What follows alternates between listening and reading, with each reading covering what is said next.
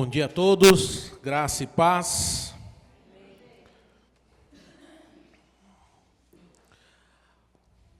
A navegação fazia parte do cotidiano de quem morava nesse período aqui na leitura que foi feita, né? Então, entre os apóstolos, tinha alguns que eram pescadores. Pescadores profissionais que viviam da pesca, pessoas acostumadas com a navegação e as intempéries que surgem em determinadas situações na navegação. E pensando nisso, existem histórias com barcos nas Escrituras. Olhando para o Velho Testamento, tem um que as crianças sempre ouvem lá na escola dominical, que é o Jonas, né? O Jonas, ao ignorar a determinação do Senhor, em vez de ir para onde Deus mandou ele ir, né, ele foi para outro caminho. E ele pega o quê? Um barco, né? Aqui eles seguiram a determinação de Jesus, né, após a multiplicação de pães, mas já havia ocorrido uma outra situação com um barco aqui, em que Jesus estava dormindo e eles apavorados lá, porque o mar estava revolto, né, aquela situação toda. E dentro do contexto do capítulo aí de 14 de Mateus, o que havia ocorrido aqui? Um grande feito. A primeira multiplicação de pães, né, a gente vê aí no versículo 13, né, do capítulo 14. E foi algo que deixou os apóstolos ali de boca aberta. Eles já tinham visto Jesus realizar muitos milagres e eu imagino eles pegando as sobras de comida, enchendo todos aqueles cestos e vislumbrados com o que eles viram, né, de 5 pães e 2 peixes, uma transformação dessa, né, de alimentar aí 5.000 homens, sem contar as crianças, né, mulheres e só os homens davam 5.000 pessoas aí. Então, eles estavam vislumbrados com isso. E Jesus dá uma ordem para eles, né? Versículo 22 aí, ó. Entrem no barco, né? E vão para a direção que ele determinou, né? E aqui começa um desafio. Olhando para esse contexto, na primeira situação, Jesus estava no barco com eles, presencialmente. Agora, viria uma outra instrução. Quando Jesus não estava presencialmente no barco. Porque Jesus não ia ficar com os apóstolos ali o tempo todo. Então, eles precisariam desse momento de instrução prática. Eles precisavam viver isso. Eles estavam recebendo muita carga teórica, vendo os milagres, mas Jesus iria voltar aos céus. E eles precisariam enfrentar as dificuldades. E olhando para essa viagem que eles fizeram de barco, o que era mais fácil de ser encarado quando a tempestade estava antes de entrar no barco? Acho que seria fácil, né?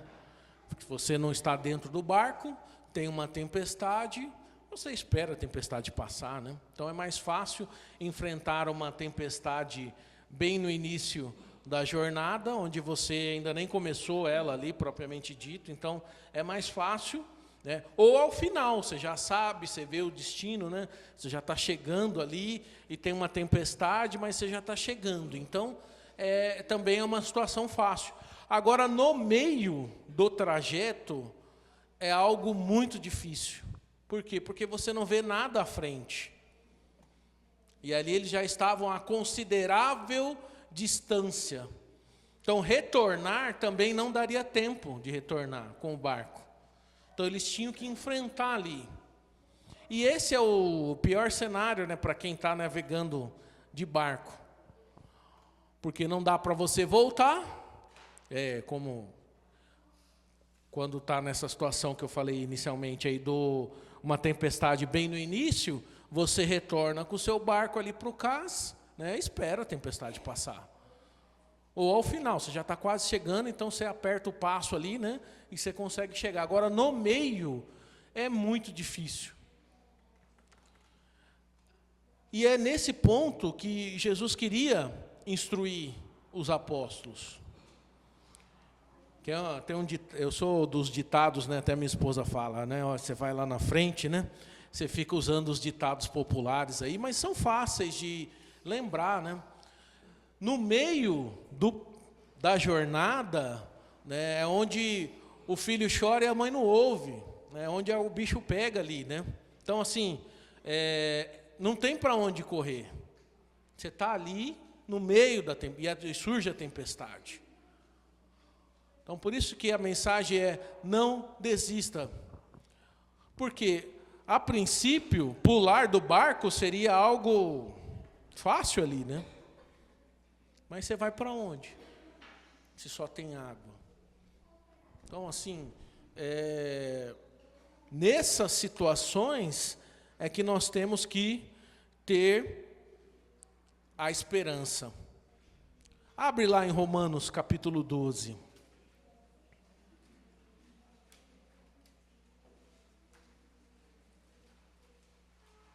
Romanos capítulo 12.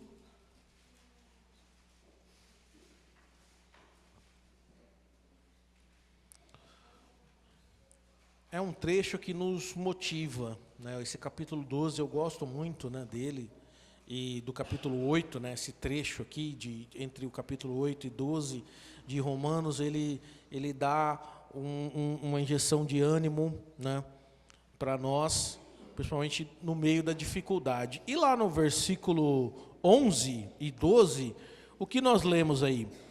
Nunca falte a vocês zelo, sejam fervorosos no espírito, sirvam ao Senhor, alegrem-se na esperança, sejam pacientes na tribulação, perseverem na oração. Então nós vemos aqui, nesses versículos, como eu devo proceder nos momentos em que uma tempestade surge na minha vida e na sua vida.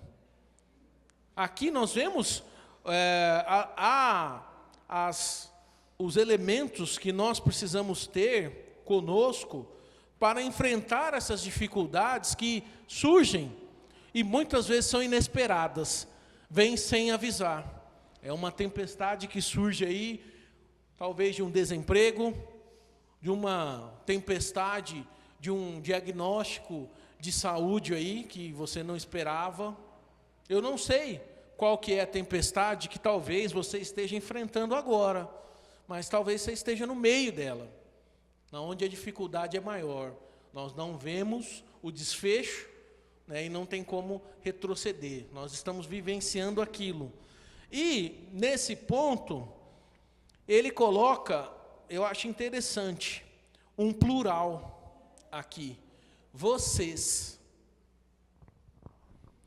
Nós não estamos no barco sozinhos. Nós estamos juntos. E isso é importante. É algo que nós temos que lembrar, né?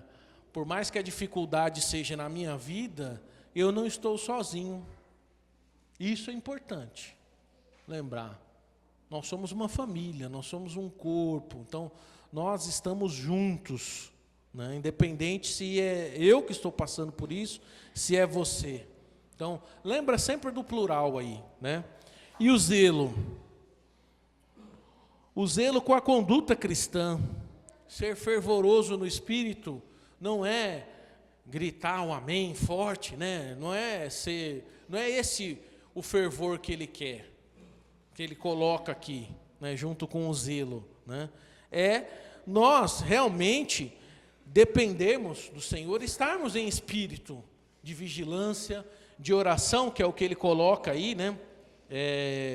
Nunca falte oração, e principalmente no meio da tempestade. E algo interessante é o serviço. Por que eu falo isso, que é interessante? Porque no momento onde nós estamos no meio da tempestade, que surgem os pensamentos de desistência, os pensamentos, já vou dar um tempo, eu vou deixar o meu ministério, eu vou deixar de servir nesse, que eu faço esse ponto. É comum esse pensamento, de pôr o pé no freio nas coisas, mas eu digo para você, sirva, que é no serviço que nós temos uma força que vai nos motivar a passar por isso. Então, o zelo aí foi dado uma incumbência para você, cumpra ela, faça, execute ela. Mas eu não estou com ânimo, eu não estou com aquele ânimo, com aquela disposição, faça. É importante nós mantermos as nossas rotinas espirituais, né? Se eu vou no grupo casa, que eu incentivo sempre, né? Eu continuo participando, mesmo no meio da tempestade, quando eu não estou com vontade, eu vou. Nas aulas dominicais, nas reuniões dos irmãos, no culto, que é o mais importante, nesse culto de adoração que nós fazemos ao domingo, com toda a igreja juntos, é vital para que a gente persevere. Então, é importantíssimo isso. E ele coloca aqui uma alegria na esperança. Mesmo quando nós não vemos o desfecho, nós temos que manter a nossa esperança. Flávio, mas é difícil, né? Tem certas coisas que a gente recebe de um diagnóstico aí de saúde, de problema de saúde. Mas eu digo para você, como alguém que já passou por problemas, não sei o que é que lhe aflige, né? A esperança, nós precisamos mantê-la viva. Porque, gente, isso aqui um dia vai acabar. O nosso corpo, ele vai acabar, né?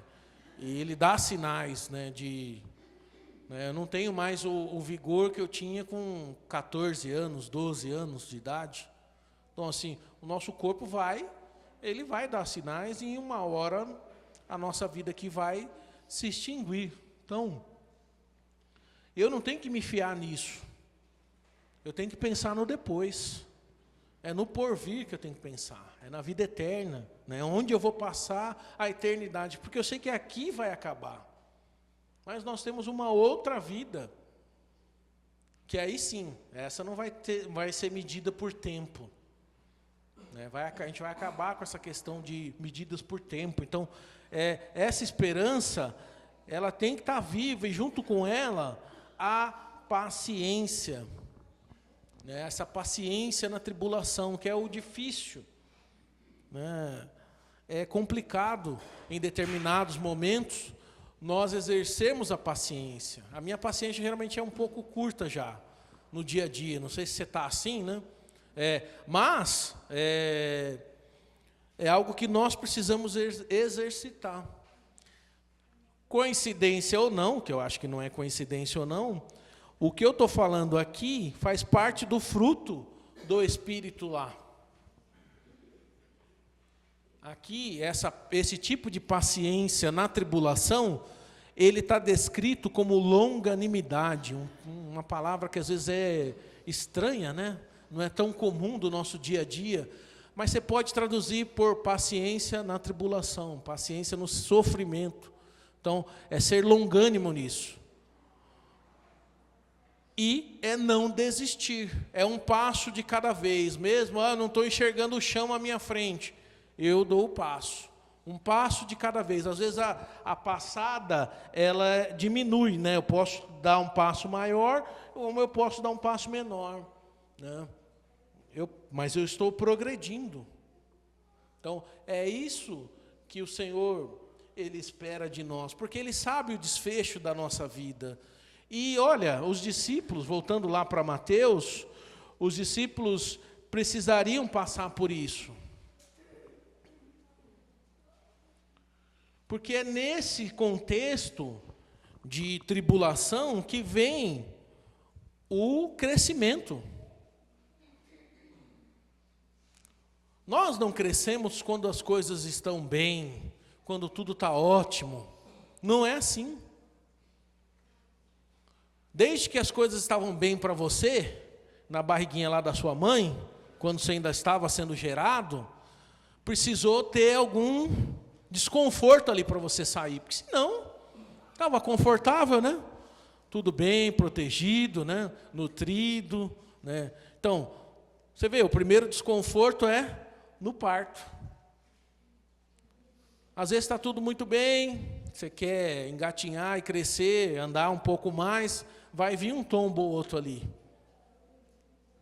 Nós não crescemos quando as coisas estão bem, nós crescemos é nessa dificuldade aí, porque nós não temos as ferramentas para enfrentar aquela situação. E aí, é nesse contexto onde eu tenho o zelo pela palavra, eu estou em espírito, eu estou perseverando na oração, eu estou sendo paciente, Deus vai dando as condições para passarmos por essa tribulação, enfrentarmos isso. Então, assim, é interessante. Nos grupos casa desse período, nós estamos aí estudando a carta de Filipenses. E Paulo, ele escreve aquela carta, e você vê que é uma carta alegre, né? Ele começa agradecendo aos irmãos, né? Esse contexto de alegria é interessante na carta de Filipenses. Mas onde Paulo estava? Ele estava numa prisão.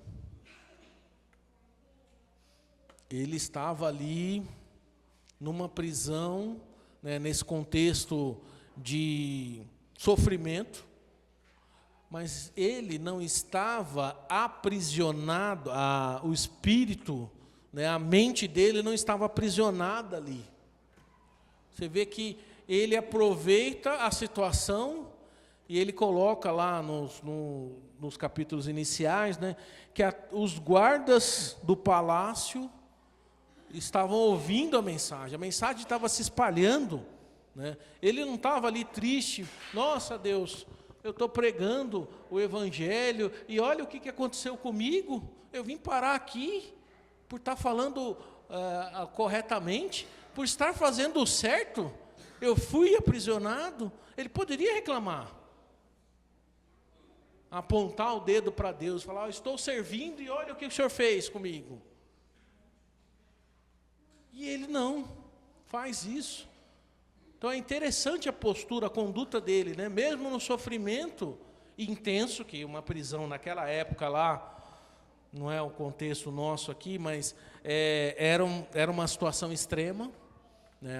As prisões ali, e preso injustamente, não tinha feito nada de errado, o que é pior ainda, quando alguém é preso por algo que cometeu, ele pode até ficar triste, mas é o merecimento em relação ao que foi feito.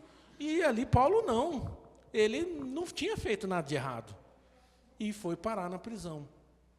Então, assim, é nesses momentos, é nesses contextos de tribulação, de sofrimento, de dor, em que surgem as oportunidades de crescimento. Depende de mim, depende de você. A nossa conduta diante do passar por a tribulação é que vai fazer a diferença entre crescer e passar por aquilo e entre retroceder, desistir. E desistir parece até algo simples, né? Eu vou acabar com a dor, então vou desistir da minha vida, vou desistir da família, vou desistir do emprego, por causa de algo que o chefe falou. Então, assim, a oportunidade de desistir está ali, fácil. Mas tem um gosto amargo no final. Você não completou algo que era para completar. Então, eu incentivo vocês, e isso para mim, né, não desista. Mesmo quando está doendo, mesmo no meio da tribulação, não desista. Porque vale a pena o que vem ao final. A recompensa ao final vale a pena, vale muito a pena. Né? Então, e outra, olhando para a sua vida, você já passou por muitas situações. E está aqui. Né? E essas situações que você passou, essas tribulações, essas dificuldades, o formaram. Elas nos forjam. Né? Elas nos moldam ali e nos tornam mais firmes. Então, que eu e você possamos estar enfrentando as situações. Por quê? Porque se eles tivessem desistido, pulado do barco, eles não iam ver algo grandioso que ocorreu aqui. Jesus aparecendo por entre as águas, andando por entre as águas. E Pedro, em meio à desconfiança e aquele medo e aquela coisa toda, falou: se é você mesmo, Jesus, eu quero ir aí. E ele desfruta disso, mas o que aconteceu? Ele perdeu o foco. Em vez de olhar para Jesus, ele olhou para os problemas e olhou para as dificuldades, ele começou a afundar. Quando o nosso foco é retirado de Jesus, quando os nossos olhos não estão em Jesus, estão muito nas dificuldades, no que a gente está enfrentando, a chance de desistir e naufragar é grande. Então, olhe para Jesus. Não tire os olhos de Jesus. Então, isso é importantíssimo. Não importa o quanto a situação esteja pesada, o quanto a dificuldade seja grande. Às vezes, pensa aí na escola, nem todas as matérias são, ou na faculdade, né, são aquelas que a gente gosta, né, mas a gente precisava de todas elas ali. Quem já passou por esse contexto aí, às vezes é uma dificuldade numa matéria, numa situação ali, e depois que você enfrenta e passa por aquilo, nossa, que alívio, né? Você olha para trás e fala: poxa, não foi tão difícil assim. Então, por que você olha para trás e fala que não foi tão difícil assim? Porque Deus te conduziu, né? Deus te deu as ferramentas ali que você precisava e você perseverou ali. Então, por isso que olhando para trás, você olha assim e fala: nossa, às vezes a gente fica até admirado, né? Como que conseguimos passar por isso, né? Viver essa situação e passar por isso, e estamos aqui. Por quê? Porque nosso foco não foi nos problemas, nosso foco foi em Jesus. Que eu e você possamos fazer isso, e aí nós vamos desfrutar, nós vamos viver essa experiência que eles viveram aí, de algo grandioso sendo transformado, né? O agir de Deus transformador e nos capacitante ali, naquela situação que nós estamos vivendo. Então, assim, se não chegou o momento ainda que Deus transformou e que você teve a ferramenta para passar por esse momento, é que não chegou no fim ainda. Então, tenha paciência, meu irmão, minha irmã, você que me ouve, né?